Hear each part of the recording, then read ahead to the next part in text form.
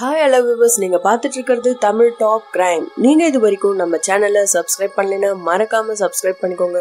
வாங்க வீடியோக்குள்ள போலாம். கர்நாடகாவில சிக்மங்களூர் பக்கத்துல கடூர்னு ஒரு ஊர்ல ரேவந்த்னு ஒரு டென்டிஸ்ட் இருந்தாரு. அவருக்கு அழகான மனைவி இருக்காங்க. அவங்க பேரு கவிதா. 6 வயசுல ஒரு பையனும் 6 மாச ஒரு பெண் குழந்தையும் இருக்காங்க. அவங்க 2 பேரும் அழகான வாழ்க்கையை தான் வாழ்ந்துட்டு இருந்தாங்க. டென்டல் ஹாஸ்பிட்டல் மூலமா ரேவந்துக்கு நல்லாவே வருமானம் வந்துட்டு இருந்தது. கவிதா வீடு, குழந்தைங்க, அவங்களோட குடும்பம் அதான் அவங்களோட உலகமா இருந்திருக்கு. அவங்க வீட்டு பக்கத்துல இருக்கிற எல்லார் கூடயும் ரேவந்தோட ஃபேமிலி ஃப்ரெண்ட்ஸ் மாதிரி தான் பழகிட்டு இருந்தாங்க. ஒரு நாள் ஞாயிற்றுக்கிழமை பக்கத்து வீட்டுக்காரங்க அவங்க வீட்டு ஃபங்க்ஷனுக்காக கூப்பிட்டு இருக்காங்க. அந்த ஃபங்க்ஷனுக்கு ரேவந்த் அவனோட ஃபேமிலியோட கலந்துக்கிட்டான். அதே ஃபங்க்ஷனுக்கு ஹர்ஷிதான்னு ஒருத்தி தன்னோட ஹஸ்பண்ட் சுதர்ஷன் கூட வந்திருக்கா. அந்த ஃபங்க்ஷனை நடத்தினது சுதர்ஷனோட தம்பி ஃபேமிலி. ஃபங்க்ஷனுக்கு வந்த ஹர்ஷிதா அவங்க வீட்லயே 3 நாள் தங்கி இருக்கா. அந்த ஃபங்க்ஷன்ல முதல் பார்வையிலேயே ஹர்ஷிதா ரேவந்த்க்கு கனெக்ட் ஆகி இருக்கா. அது மட்டும் இல்லாம ரேவந்த் டாக்டரா இருக்கிறதால கூட அவளுக்கு பிடிச்சிருக்கலாம். ஹர்ஷிதா ரொம்ப அழகா இருப்பா. அவளோட ஹஸ்பண்ட் சுதர்ஷன் ரொம்பவே நல்லவர். அவரு KSRTCல கண்டக்டரா வேலை செஞ்சுட்டு இருந்தாரு. ஹர்ஷிதாவை ரொம்ப நல்லாவே பாத்துக்கிட்டாரு. ஆனா ஹர்ஷிதா தப்பான வழியில போக ஆரம்பிச்சிருக்கா. ரேவந்தோட பக்கத்து வீட்லயே இருந்ததால அவனோட வீட்டுக்கு டைரக்டா போக ஆரம்பிச்சிருக்கா ஹர்ஷிதா. ரேவந்த பார்வையாலேயே மயக்கியும் இருக்கா. அது மட்டும் இல்லாம ரேவந்தோட மனைவி கிட்டயும் நல்லா பேசி ரொம்ப க்ளோஸ் ஆகி இருக்கா. எனக்கு ஈரில ஏதோ பிரச்சனை இருக்குன்னு சொல்லி கவிதா கிட்ட இருந்து டாக்டர் ரேவந்தோட போன் நம்பரை வாங்கி இருக்கா. அதுக்கப்புறம் கொஞ்ச நாள் கழிச்சு ஹர்ஷிதா ஹஸ்பண்ட் டிப்போக்கு வேலைக்கு போனதுக்கு அப்புறம் டாக்டர் ரேவந்துக்கு கால் பண்ணி எனக்கு பல்வலி இருக்கு, இன்னைக்கு ஹாஸ்பிட்டலுக்கு வரலாமான்னு கேட்டிருக்கா. உடனே ரேவந்தும் தாராளமா நீங்க வரலாம்னு சொல்லியிருக்கான். உங்களுக்காக என்னோட கிளினிக் எப்பவுமே திறந்துதான் இருக்கும்னு ரேவந்த் ரொமான்ஸா பேசியிருக்கான். கிளினிக் போன உடனே ரேவந்தும் ஹர்ஷிதாவும் ரொம்ப நெருக்கமாவே பழங்க ஆரம்பிச்சிருக்காங்க. ஏதோ ஒரு காரணம் சொல்லிட்டு ஹர்ஷிதா ரேவந்த் வீட்டு பக்கத்துல இருக்கிற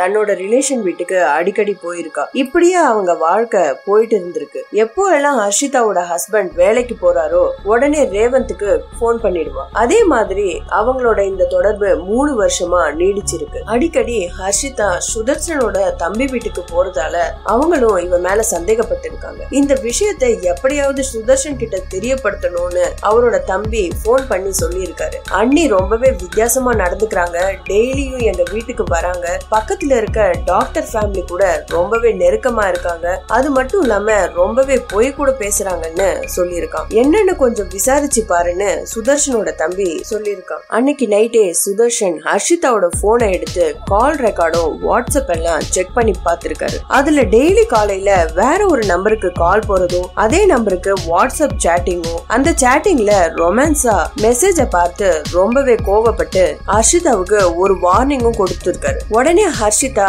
அந்த போன் நம்பர் டாக்டரோட வைஃப்து, அவங்க என்னோட ஃப்ரெண்டுன்னு சொல்லி அந்த மெசேஜ் எல்லாம் டெலீட் பண்றா. இதுதான் உனக்கு ஃபர்ஸ்ட் அண்ட் லாஸ்ட் வார்னிங், இதுக்கு மேல இது மாதிரி கேள்விப்பட்டா உன் வீட்டுல சொல்லிடுவேன்னு வார்னிங் கொடுத்திருக்காரு. ஆனா 1 மாசம் ஆகியும் கூட அவகிட்ட எந்த மாற்றமும் தெரியல. 2-3 தடவை ஹர்ஷிதாவை இது சம்பந்தமா சுதர்ஷன் அடிச்சியும் இருக்காரு. எவ்வளவு அடிச்சாலும் திருந்தாததுனால டைரக்டா ரேவந்தோட வைஃப் கவிதாவுக்கு இன்ஃபார்ம் பண்றாரு. உன்னோட ஹஸ்பண்ட் நடவடிக்கை சரியில்லை, மாத்திக்க சொல்லுன்னு தன்னோட தம்பி பொண்டாட்டி கிட்ட சொல்லி அனுப்பியிருக்காரு. இத கேட்ட கவிதா தன்னோட ஹஸ்பண்ட கண்டிச்சிருக்கா. இது விஷயமா டெய்லியும் அவங்க வீட்டுல சண்டை நடந்துட்டே இருந்திருக்கு. இதுக்கு மேல இந்த மாதிரி விஷயம் கேள்விப்பட்டா எங்க வீட்டுல சொல்லி பஞ்சாயத்து வச்சிடுவேன்னு பயமுறுத்தி இருக்கா கவிதா. இதனால ரேவந்த் ரொம்பவே பயந்து போனான். தன்னோட மனைவி இருக்கிற வரைக்கும் ஹர்ஷிதா கூட சேர்ந்து வாழ முடியாதுன்னு முடிவு பண்றான்.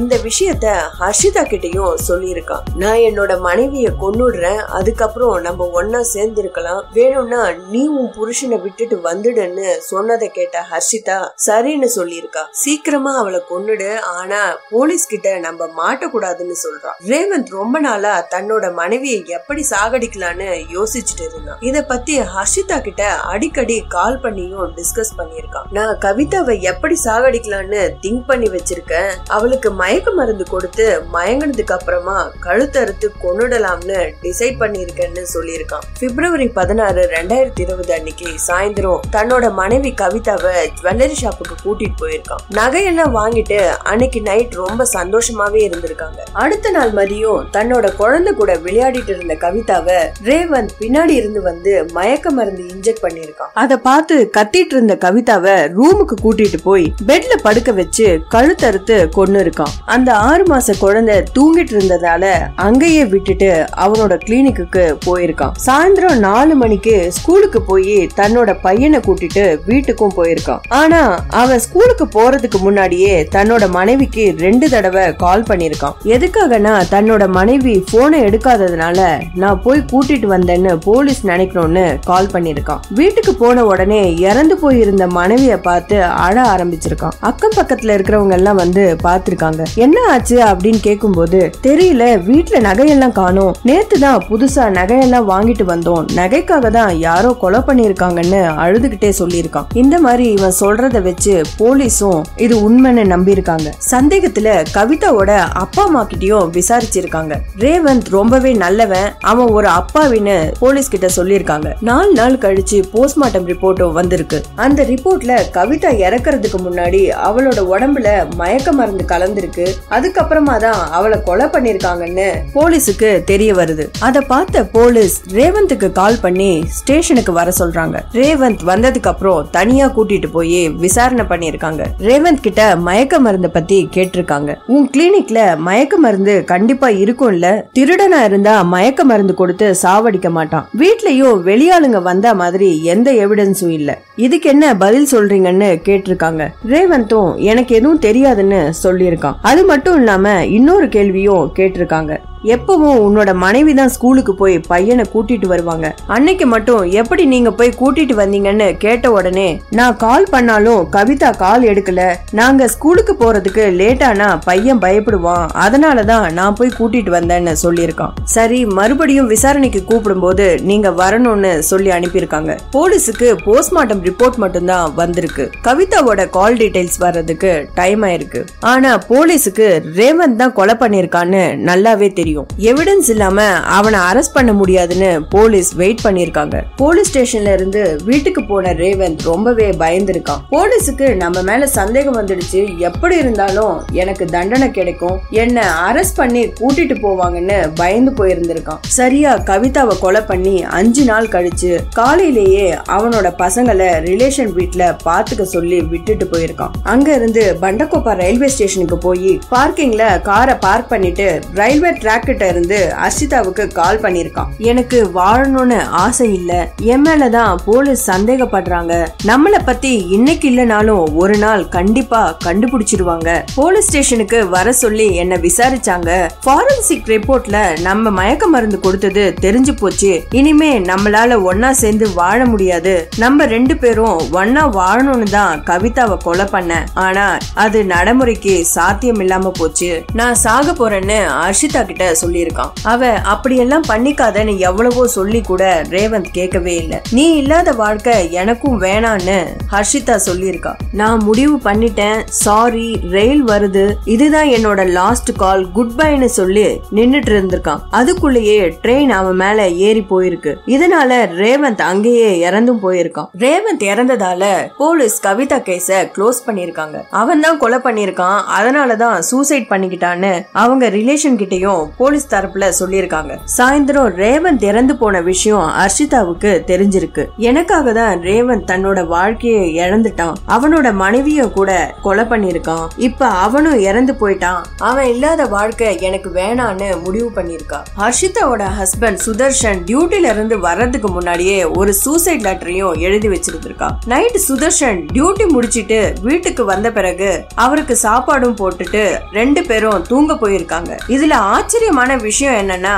தன்னோட சாவுக்கு என் புருஷன் சுதர்ஷன் தான் காரணம்னு அந்த சூசைட் லெட்டர்ல எழுதி வச்சிருக்கா. வரதட்சணை கேட்டு கொடுமை பண்றதாவும் எனக்கு வாழணும்னு ஆசை இல்லைன்னு அந்த லெட்டர்ல எழுதியிருக்கா. நைட்டு 12 மணிக்கு அவங்களோட ரூம்ல இருந்து பக்கத்து ரூமுக்கு போய் ஃபேன்ல தூக்கு போட்டிருக்கா. நைட்டு 12:30 மணிக்கு முழிப்பு வந்து பார்த்த சுதர்ஷன் தன்னோட ஒய்ஃப் பக்கத்துல இல்லாதத பார்த்து சுதர்ஷன் பயந்து போய் பாத்ரூம் எல்லாம் தேடி பார்த்திருக்காரு. அங்கேயும் இல்லன்னு சரி பக்கத்து ரூம்ல படுத்துட்டு இருப்பாங்க பாப்பான்னு கூப்பிட்டும் பார்த்திருக்காரு. பதில் எதுவும் வராததுனால உடனே அவரு புரிஞ்சுக்கிட்டாரு. ஏன்னா அவரோட தம்பி மூலமா ரேவந்த் இறந்து போன விஷயம் சுதர்ஷனுக்கு தெரிஞ்சிருக்கு. அதனால அர்ஷிதா கூட சூசைட் பண்ணிட்டு இருப்பான்னு பயந்துருக்காரு. நம்ம இப்போ டோரை உடைச்சா நான் தான் கொலை பண்ணன்னு சொல்வாங்கன்னு உடனே போலீஸுக்கும் இன்ஃபார்ம் பண்ணிருக்காரு. போலீஸும் உடனே வந்து கதவை உடைச்சி பார்த்தா ஹர்ஷிதா அப்போதைக்கு இறந்து போயிருக்கா. அது மட்டும் இல்லாம பெட் மேல சூசைட் லெட்டரும் இருந்திருக்கு. அதுல என் சாவுக்கு என் புருஷன் தான் காரணம்னு இருந்ததை பார்த்து போலீஸ் சுதர்ஷனை விசாரணைக்கு கூட்டிட்டு போயிருக்காங்க. சுதர்ஷன் நியாயமா நடந்ததை சொல்லியிருக்காரு. என் பொண்டாட்டிக்கும் டாக்டர் ரேவந்துக்கும் அஃபேர் இருந்தது. நான் எவ்வளவோ வேண்டான்னு சொன்னா கூட கேட்கல. எவ்வளவு அடிச்சாலும் அவனுக்கு போன் பண்ணிட்டே இருப்பா. நான் வீட்டுல இல்லாதப்போ அவன் கூட திரிஞ்சிட்டு இருந்தா. வீட்டுக்கும் கூப்பிட்டு இருக்கா. நான் என்னதான் பண்றது? என் பொண்டாட்டி அப்படி திரிஞ்சிட்டு இருந்தா. அதுக்காக தான் அடிச்சேன். யார் தான் இப்படி பண்ணா சும்மா இருப்பாங்கன்னு அழுது இருக்காரு சுதர்ஷன். ஹர்ஷிதா சூசைட் கேஸால ரேவந்த் சூசைட் கேஸும் கவிதா மர்டர் கேஸும் கூட சால்வ் ஆகி இருக்கு. மறுநாள் போலீஸ் ரேவந்த் லாஸ்ட் கால் ஹர்ஷிதாவுக்கு பண்ணிருக்கான்னு கண்டுபிடிச்சிருக்காங்க. ஜனவரியில இருந்து பிப்ரவரி 22 வரைக்கும் ஹர்ஷிதாவும் ரேவந்தும் 300க்கும் மேல கால் பண்ணி பேசியிருக்காங்க. லாஸ்ட் கால் ரெக்கார்டிங்க கேட்ட போலீஸுக்கு ரேவந்த் பண்ண கொடூரம் எல்லாம் தெரிய வந்திருக்கு. கவிதாவை கொலை செஞ்சுட்டு போலீஸ் கிட்ட இருந்து தப்பிச்சு ஹர்ஷிதா கூட லைஃப் லாங் வாழணும்னு நினைச்சிருக்கான். அரெஸ்ட் பண்ணா தனக்கு அவமானம்னு நினைச்சு சூசைடும் பண்ணிருக்கான். ரேவந்த் சூசைட் பண்ணதால அவன் இல்லாத வாழ்க்கை தனக்கு வேணான்னு ஹர்ஷிதாவும் சூசைட் பண்ணிக்கிட்டா. அது மட்டும் இல்லாம ரேவந்த் இறந்த பின்னாடி அந்த கேஸ் நம்ம பக்கம் தான் வரும்னு நினைச்சு கூட பயந்து போய் ஹர்ஷிதா சூசைட் பண்ணிருக்கலாம்னு போலீஸ் தரப்புல சொல்லிருக்காங்க. நம்ம இறந்த பின்னாடி சுதர்ஷன் சந்தோஷமா இருக்க கூடாதுன்னு சூசைட் லெட்டர்ல சுதர்ஷனை மாட்டி விட நினைச்சதுதான் பயங்கரம். ரேவந்த் அவளோட வாழ்க்கையில வர்றதுக்கு முன்னாடி ஹர்ஷிதாவும் சுதர்ஷனும் சந்தோஷமா தான் வாழ்ந்துட்டு இருந்தாங்க. அவங்க பையனை நல்லா வளர்க்கணும்னு கனவு கண்டாங்க. ஆனா ரேவந்த் மேல இருந்த ஆசையால தான் புருஷன் மேலேயே பழியும் போட்டிருக்கா. நம்ம புருஷனும் இல்லனா நம்ம குழந்தை நிலைமை என்ன ஆகும்னு கொஞ்சம் கூட நினைச்சு பார்க்கவே இல்ல ஹர்ஷிதா. அவளோட குழந்தை ரிலேஷன் வீட்ல இருந்த சமயமா பார்த்து சுதர்ஷனை போலீஸ்ல மாட்டி விட பார்த்திருக்கா. நமக்கு வாழ்க்கை கொடுத்த புருஷனை விட 3 வருஷம் பழகின ரேவந்த் மேலேயே நிறைய ஆசையும் வச்சிருந்திருக்கா ஹர்ஷிதா. அந்த பக்கம் ரேவந்த் தன் குடும்பத்தை மறந்து இந்த மாதிரி பண்ணதால அவனோட குழந்தைங்க 2 பேரும் இப்ப நிர்கதையா இருக்காங்க. பிஞ்சு வயசுல எத்தனையோ ஆசைங்களோட அப்பா அம்மா தான் வேணும்னு இருக்கிற குழந்தைங்க மத்தியில இந்த மாதிரி எண்ணங்கள்லாம் இனிமேலாவது தவிர்ப்பதுதான் நம்ம குழந்தைங்களோட எதிர்காலத்துக்கு நல்லது. கல்யாணத்துக்கு முன்னாடி எப்படி இருந்தாலும் கல்யாணத்துக்கு அப்புறம் ஒருத்தருக்கு ஒருத்தர் புரிஞ்சுக்கிட்டு விட்டு கொடுத்து வாழ்றதுதான் வாழ்க்கை. நடுவுல எத்தனையோ சஞ்சலங்கள் வந்தாலும் அதை கடந்தும் மறந்தும் போறதுதான் இல்லற வாழ்க்கைக்கு சிறந்தது. இனிமேலாவது இது போல சம்பவங்கள் நடக்க கூடாதுன்னு அந்த 2 பிஞ்சு குழந்தைங்களுக்கு நல்ல ஒரு வாழ்க்கை அமையணும்னு கடவுளை வேண்டிக்கிறேன். மறுபடியும் அடுத்த ஒரு வீடியோல உங்களை சந்திக்கிறேன். இந்த வீடியோ உங்களுக்கு பிடிச்சிருந்தா லைக் பண்ணுங்க, ஷேர் பண்ணுங்க, மறக்காம சப்ஸ்கிரைப் பண்ணிக்கோங்க. தேங்க்ஸ் ஃபார் வாட்சிங் ஃப்ரெண்ட்ஸ்.